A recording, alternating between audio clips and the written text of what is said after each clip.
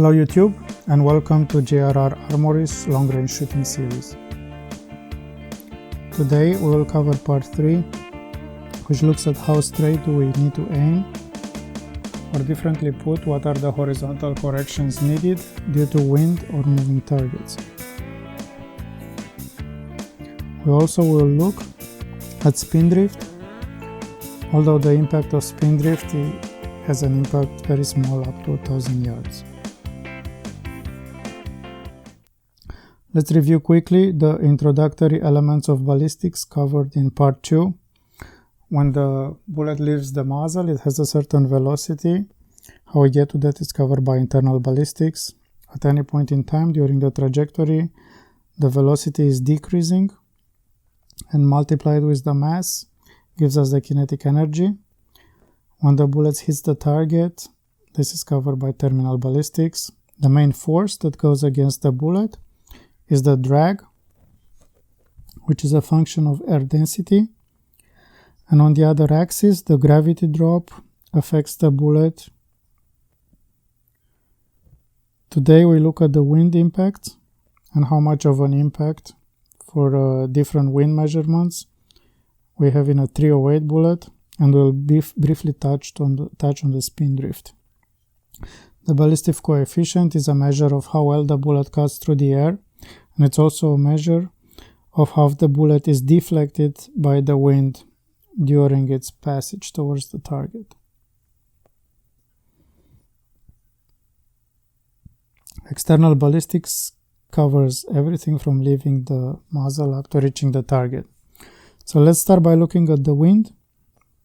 There are several methods available to us to assess the wind between us and the target. The mirage, it's one of the methods. It's a fairly complex method. It requires a lot of practice and lots of training. But essentially, it has us focusing a scope at an intermediate point between us and the targets, usually about halfway or 2/3 out, and then observing the waves of the air moving above the ground. If there is no wind, the mirage is pretty much straight up. It starts to tilt more and more as the wind goes up. So when you reach all the way up to 10 miles an hour or so, the mirage is almost horizontal. Another way, which I think is easier to grasp, is how the wind feels, or what can we observe visually into the surroundings. Up to 5 miles an hour, it's fairly difficult to feel the wind. So 3 to 5, we start to feel it lightly on our face. 5 to 8, the tree leaves are in motion. Between 8 and 12, the wind starts to raise dust and papers that are lying on the ground. The small trees start to sway at 12 to 15 miles per hour, and at 15 to 20 we have even the largest trees sway.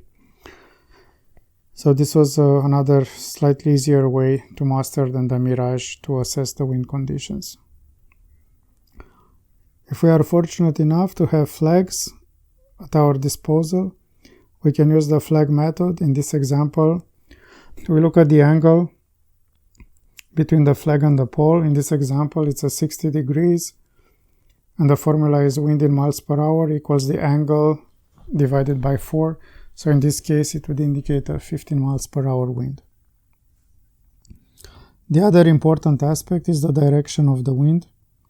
And depending on the direction, the effect on the bullet changes. The so-called shooter's clock, it's a way to assess how much of the wind reading actually impacts the bullet. So we have to determine the horizontal effective wind, so basically left to right or right to left, that will impact our trajectory. If the wind comes from 12 o'clock or 6 o'clock, the effect is 0. There will be some very small vertical effect, but for our purposes it's negligible. As the wind directions start to switch, for example, it comes to us from the 1 o'clock position, that's already 50% value. So if the wind is 20 miles per hour from 1 o'clock, the effective value is actually 10 miles per hour from 3 o'clock. This would be the equivalent effective value. And sometimes it's counterintuitive and more difficult to understand why. So I try to show with a small example with the arrows on the clock. As we move from 12 to 1, we already covered half of the distance from the center of the circle to the 3 o'clock. So this is why 50% is the factor that we need to apply for a 1 o'clock wind. As we go further to the 2 o'clock, we are almost at 90%, and at 3 o'clock we have the full value, 100% for the wind. So above the clock, simplified, you see the way I like to look at it. 1, 5, 7, and 11 o'clock I use 50%. 3 and 9 it's 100, and then 2, 4, 8, and 10 I use 90%. How much does the wind impact the 308 bullet? As I said, I like to split the impacts in 0 to 600, 7 to 9, and then 1000 and beyond.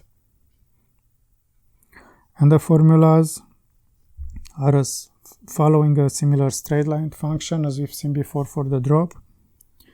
The increment for every 100 yards for a 10 mile per hour wind is a quarter mil for every 100 yards, all the way up to 600. When you go from 7 to 9 is now 0.3, and as we go up to 1100 is now 0.5.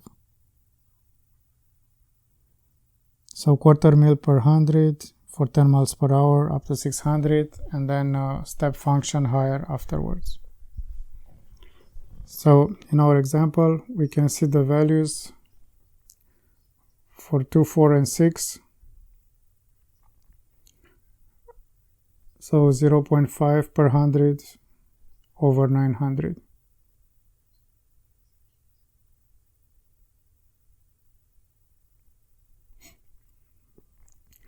If we look at the previous range chart and the last column to the right, this is the correction needed for a 10 miles per hour effective wind. These values are almost exactly following the formulas I presented before. So you can see the first linear function from 1 to 600, second from 650 to 9, and the last one from 950 to 1100. The spindrift has a very small value. If you want to make that correction, if you'd like, a simplified formula is to have 0.1 mils per 300 yards. So if you go up to 900, it's a 0.3 mil.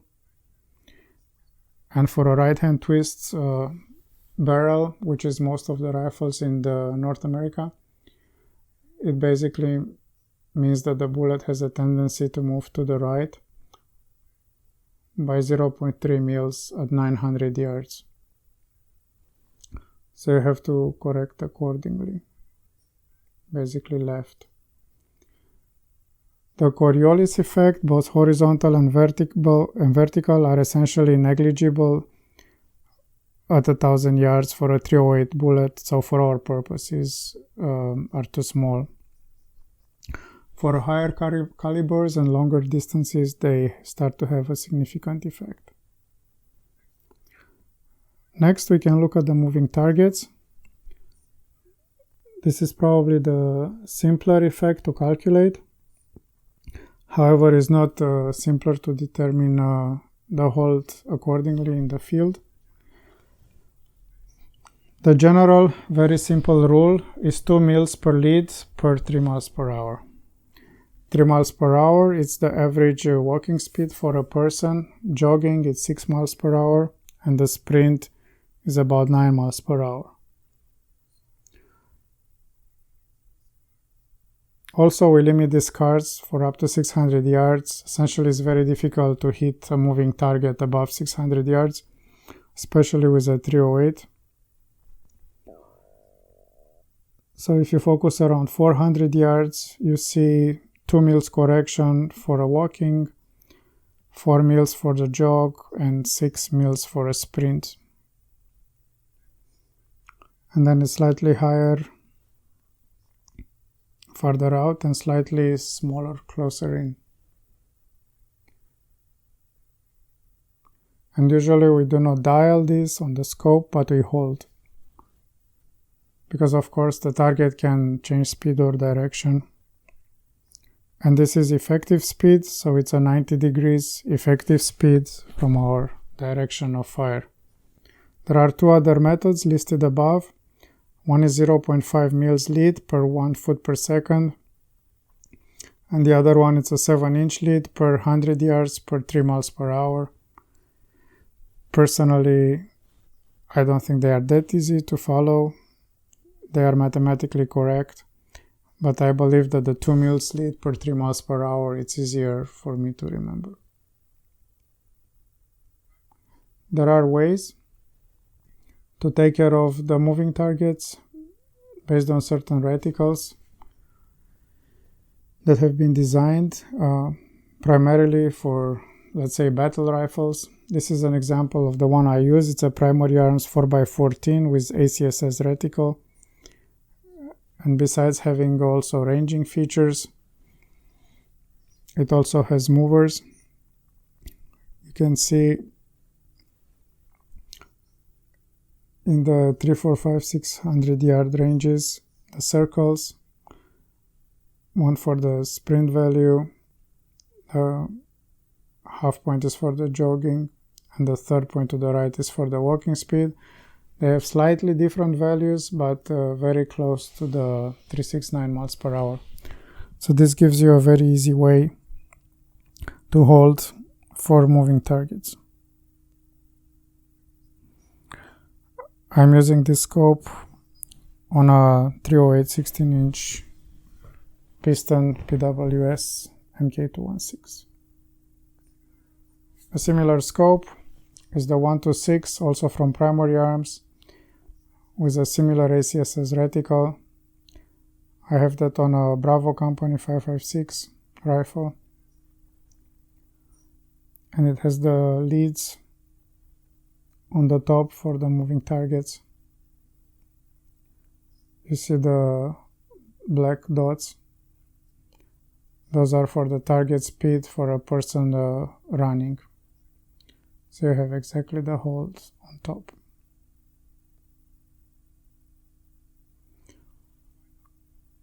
For the final rifle, I'm using a Viper PST with the EBR2C MRAD reticle. It may look a little busy, but it allows you to have very fast follow-up shots and correct both horizontally and vertically without holding in dead space. And I can also use this for moving targets. It has the tensions in mils, so it's easy to hold for movers as well. Some more literature if you are interested. A good book, it's called The Ultimate Sniper by Major John L. Plaster. It has a lot of the material that is being used by military and police snipers, and particularly regarding the wind reading. A very good book drawn from a lot of experiences called The Wind Book for Rifle Shooters by Linda Miller and Keith Cunningham. Very good book, very practical, a lot of useful information, and a lot of information also for competition target shooters. As mentioned before, I recommend for an in-depth look at all the physics and ballistics behind long-range shooting.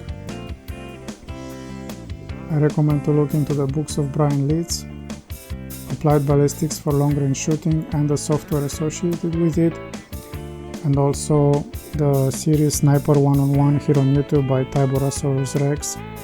It's also a very good resource. Thank you for watching. I hope you enjoyed series 1, 2 and 3. Please stay tuned for part 4 and 5, which will be more equipment reviews and different scope choices. Please stay safe, comment, subscribe and share.